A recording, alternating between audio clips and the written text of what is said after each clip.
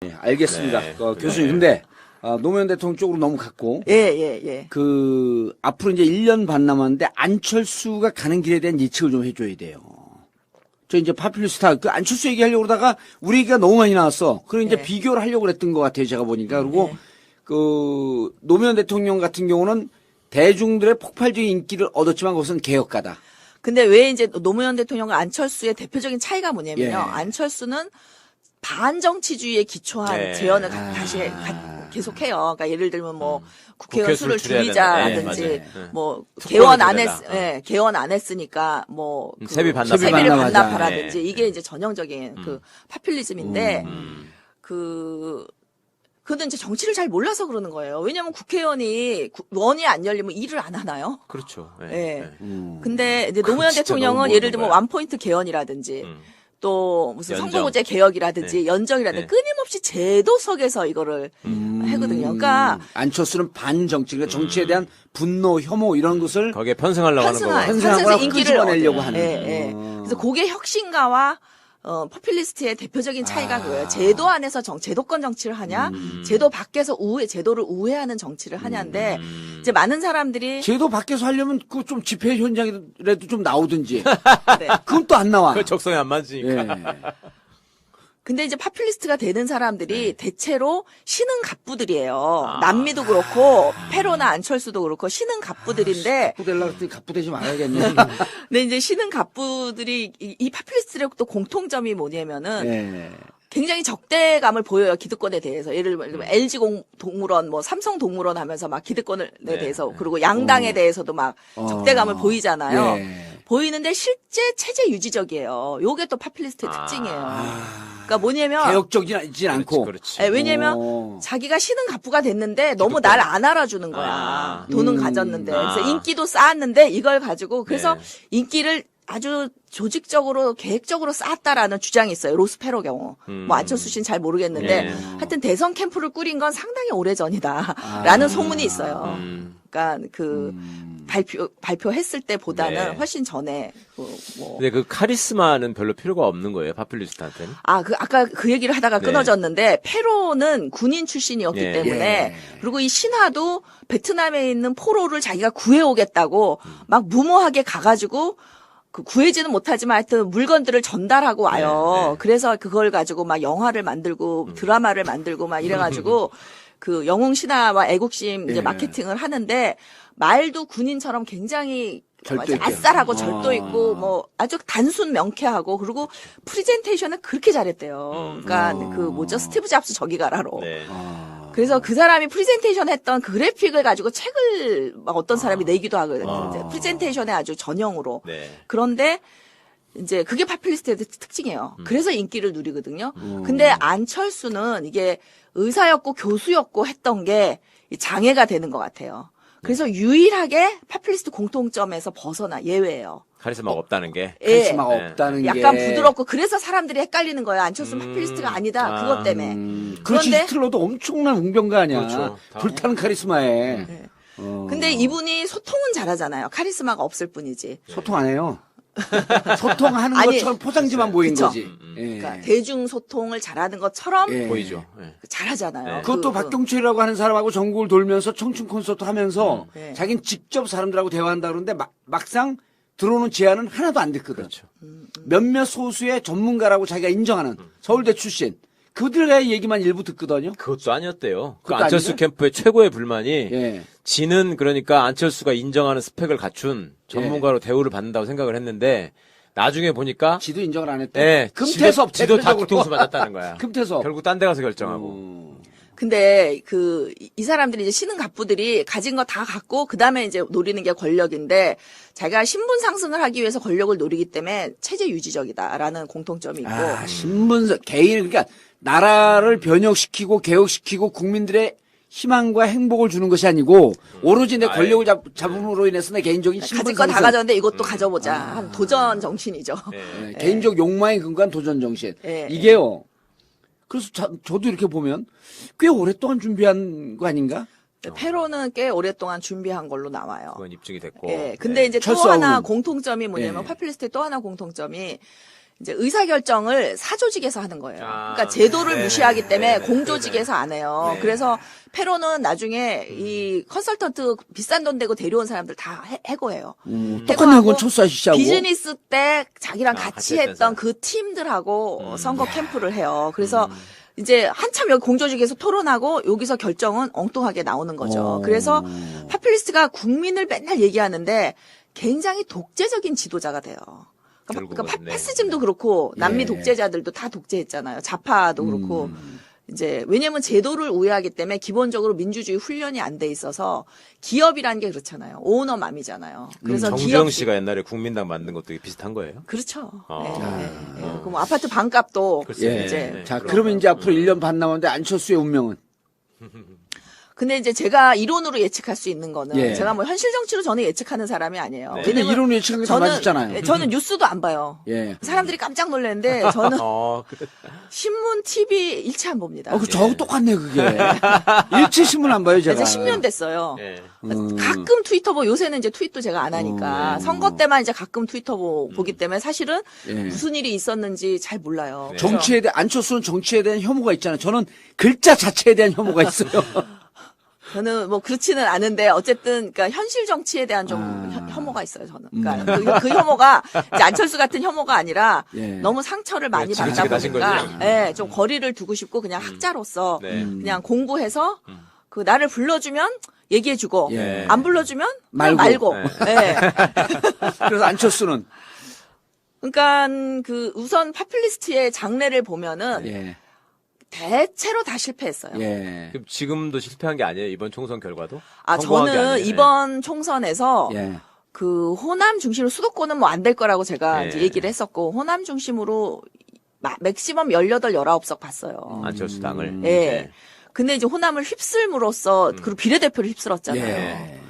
근데 이제 그거는 전적으로 더민주가 심판받은 거다. 네. 그렇죠. 요게 이제 그 사실은 이론대로 간다면은 원내 교섭단체를 구성 못하고 그렇죠. 이제 예, 이렇게 쪼그라져야 되는데. 예, 쪼그라지는 게 네. 사실 이론대로인데 네. 더 민주가 사실 새누리당의 음. 뭐 사실은 박근혜 후보가 대통령이 되지 않게 할 수 있는 전략이 있었어요. 네. 그 전략을 안 함으로써 이제 졌듯이 이번에 그 국민의당을 키워준 것도 더 민주의 전략 실패로 아, 이제 그러니까 키워준 그 거죠. 반사효를 누리는 거다. 네, 네. 그래서 요게 조금 쉽지가 않아요. 왜냐면 네. 이제 40석이 38석이 됐잖아요. 네. 그러면은 요게 상당히 그 캐스팅 보트를 지고 양쪽에서 그렇죠. 이렇게 할 지금 수가 하고 있잖아요, 이렇게. 예, 예. 있는데 이제 그 기반이 다 호남이라서 이게 네. 제약이 있다는 거죠. 그러니까 예를 들면 새누리당이랑 이제 손을 잡으면 호남 이제 지지는 떨어져 나가고. 호남 지지는 떨어져 나가고. 근데 이 사람은 양쪽 지지를 받아서 그리고 이제 이번에 제가 안철수랑 연대를 하지 않아야 국민의당하고 연대를 하지 않아야 더민주가 이길 수 있다라고 했던 이유 중에 결정적인 게 네. 새누리당이 이번에 이제 해체가 일어날 거라고 봤어요. 왜냐면 아. 정당은 꼭대기까지 갔으면 그다음에 이제 남은 일은 해체뿐이 없어요. 아. 해체가 일어나면 네, 네, 새누리당 표를 더민주도 못 받아요. 근데 안철수가 국민의당은 나갈 받을 수 것이다. 있다고 본 거죠. 네. 근데 받지만 의석은 차지하지 못할 거다. 저는 이렇게 본 거죠. 그러니까 예. 표는 갈라먹고 의석은 차지하지 못할 거다. 수도권에서. 근데 실제로 한 2대 1로 갔더라고요. 그렇죠. 네. 아니, 2대1이 아니고 6사쯤 갔어요, 6사. 우리가 이제 통계로 보면 예. 민주 쪽으로 한 55나 60쯤 왔고 저쪽으로 40이나 45쯤 꽤 많이 간 거예요. 그러니까 거의 1대1까지는 아니어도 6사 정도로 간 게 여론조사 나중에 흐름을 보면 그렇게 나오더라고. 새누리당에서 이탈한 사람이요? 예. 네. 그러니까 그 국민의당이 받은 게 더민주 거에서 간 게 한 60%쯤. 그다음에 새누리당 게 한 40%쯤. 요게 아주 그 보수적으로 봐도 그러니까 새누리당 게 더 갔을 수도 있다는 거예요. 그렇게까지는 안 갔을 것 같고. 아니 근데 우리 통계 예. 우리가 이제 여론조사 하면서 예. 흐름을 보면 그렇게 마지막에 그렇게 움직이더라고. 아, 근데 꽤 갔어요. 예. 예. 그걸 저는 본 거거든요. 왜냐면 새누리당이 이제 박근혜 대통령을 찍었지만 이제 실망한 사람들이 투표를 예. 안 하거나 예. 가면은 이쪽을 넘어가야 찍을 거다. 되는데. 예.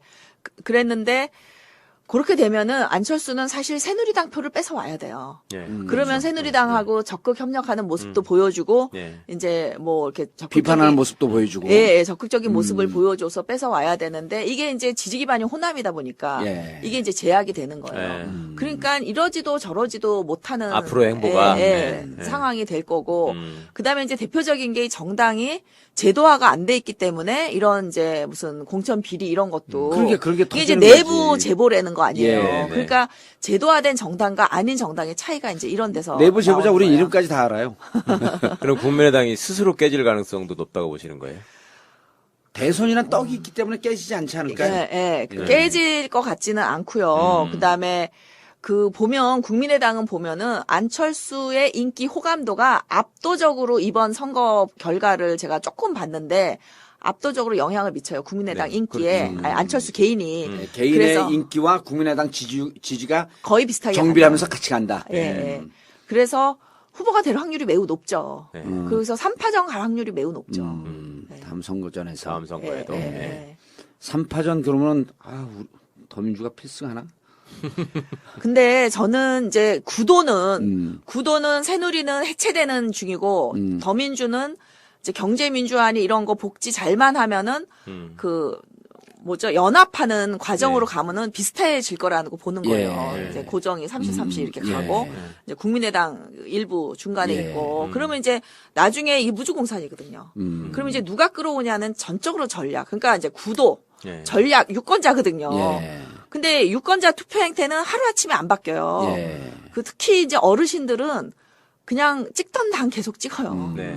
그 많이 안 바뀌고. 예. 근데 이제 그 더민주가 이제 기반으로 하고 있는 게 이제 30, 40대. 예. 그다음에 이제 20대는 무주공산으로 봐야 돼요. 그러니까 20대가 늘 더민주를 찍는 건 아니거든요. 그렇죠. 예, 무주공산으로 봐야 되기 때문에 이게 이제 완전히 전략에 달려 있는데 전략이 전혀 대책 없는 게 더민주라고 보기 때문에 위험하다고. 저는 예. 그 사실 제가 얼마 전에 여의도 연구소에 가서 이제 그 발제를 했는데 그 뭐 저를 불러주니까 그것도 여러 번 부르니까 예. 갔어요. 뭐 하나. 예. 그랬더니 이런 얘기를 하더라고요. 자기네는 문재인이 나오는 게 필승이라고 본다.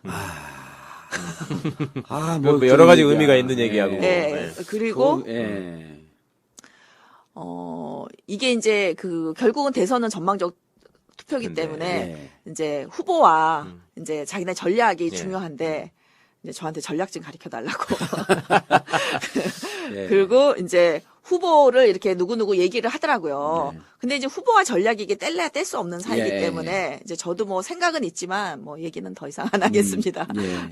그러면 교수님 파퓰리스트들이 배출되는 토양도 좀 있을 거 아니에요? 아, 그게 항상 있는 게 아니라. 늘 산업 구조가 바뀔 때 나타나요. 아. 언제냐면은 철도가 처음 만들어져 가지고 아, 이제 농업하던 재밌네. 사람이 우마차를 쓰다가 철도한테 이게 다 뺏기면서 실직을 할 때. 아. 그러니까 새로운 산업혁명이 일어날 때 네. 이제 네. 기관차도 산업혁명이고 그다음에 이제 최근에 이 혁명은 이제 인터넷 혁명 IT 플러스 혁명. 아. 이제 세계화. 예. 세계화로 인해서 이민자들이 들어오면서 자기의 일자리를 잃는다고 보는 거예요. 사실 IT 혁명 때문에 일자리를 잃는 건데 그렇죠. 이제 이민자들 때문에 잃는다고 예. 생각하는데 그래서 이제 파퓰리스트의 그 토양을 만들어주는 사람이 누구냐면은 이제 고연령, 저학력 이렇게 조금 경쟁력이 좀 이렇게 떨어지는. 부족한 분들이 예. 정치 혐오를 할 수가 밖에 없고 예. 그리고 이제 파퓰리스트들이 백마탄 왕자로서 내 삶을 구해주지 않을까.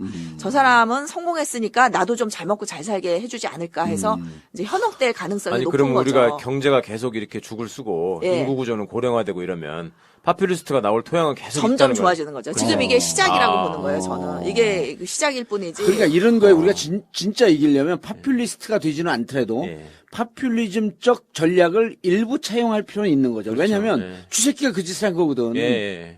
2007년도에. 그러니까 트럼프가 이번에 승리한 것도 야. 사실 그 노동자들이 일자리를 못 갖고 있고 자기네 IT 기술이 없어서 못 가는 건데 이제 그 외국인 노동자한테 일자리를 뺏긴다고 생각하고 그러니까 이민자에 대한 분노. 백인 남성 노동자들이 사실은 원래 전통적인 민주당 지지자잖아요. 그렇죠. 예. 거기는. 들이 이제 트럼프를 찍었는데 결국 이 파퓰리즘 뭐냐면요.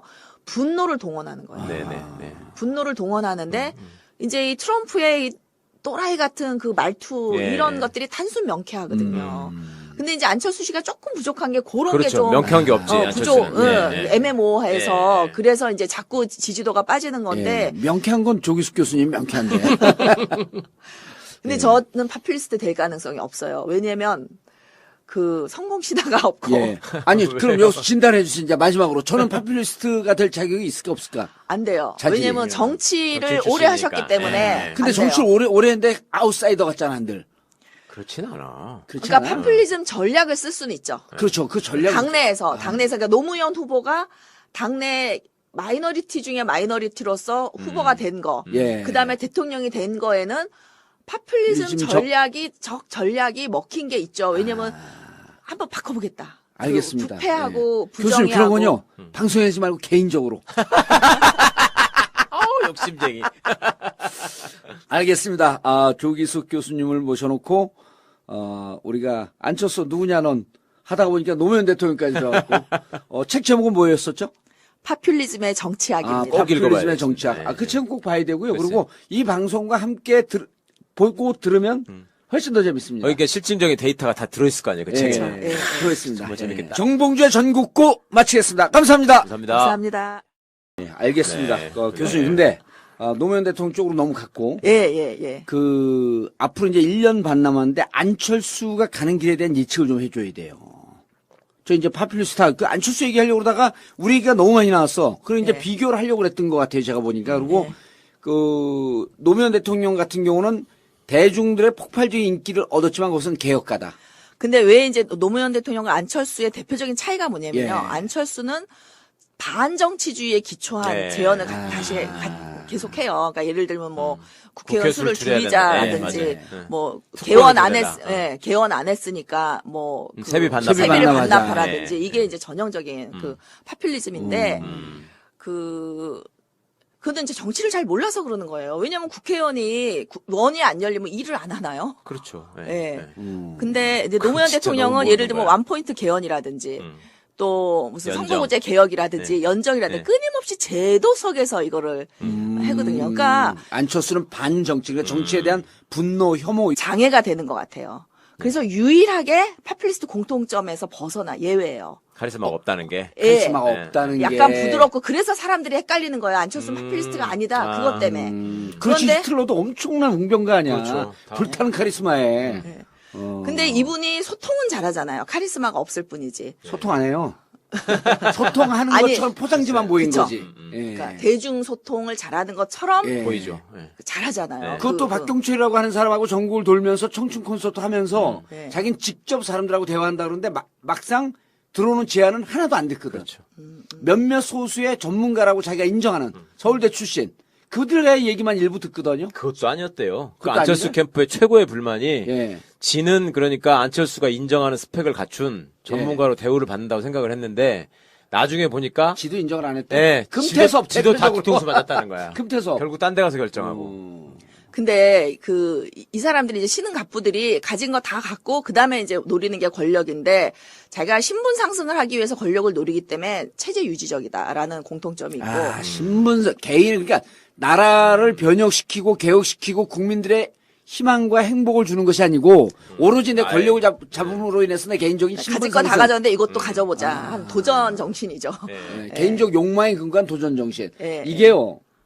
그래서 저도 이렇게 보면 꽤 오랫동안 준비한 거 아닌가?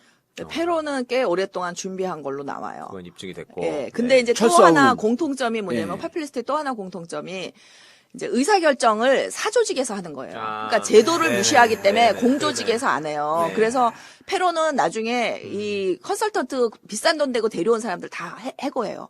똑같은 건 철수하시하고. 비즈니스 때 자기랑 아, 같이 같이 했던 했던 그 팀들하고 선거 캠프를 해요. 그래서 이제 한참 여기 공조직에서 토론하고 여기서 결정은 엉뚱하게 나오는 거죠. 그래서 파퓰리스트가 국민을 맨날 얘기하는데 굉장히 독재적인 지도자가 돼요. 그러니까 결국은, 네. 파시즘도 그렇고 남미 예. 독재자들도 다 독재했잖아요. 좌파도 그렇고. 이제 장 있어요. 로스페로 경우. 뭐 안철수 씨는 잘 모르겠는데 예. 하여튼 대선 캠프를 꾸린 건 상당히 오래전이다라는 소문이 있어요.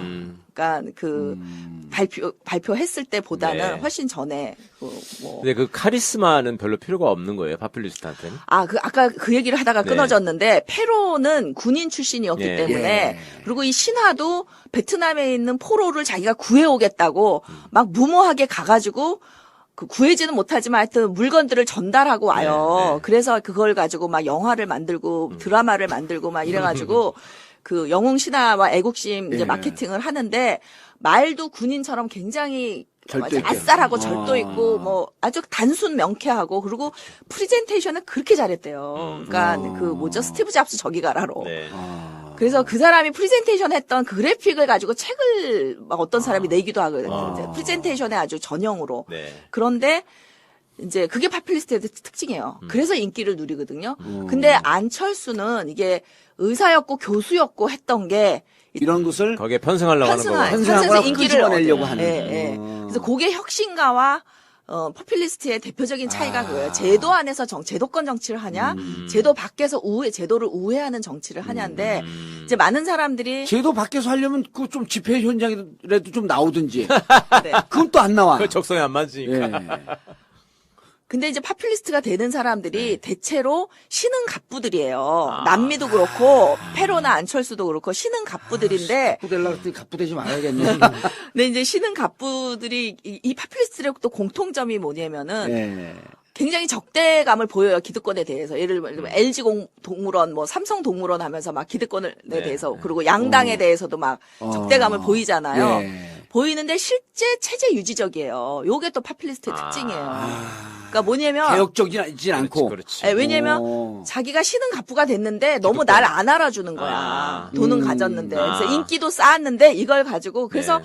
인기를 아주 조직적으로 계획적으로 쌓았다라는 주장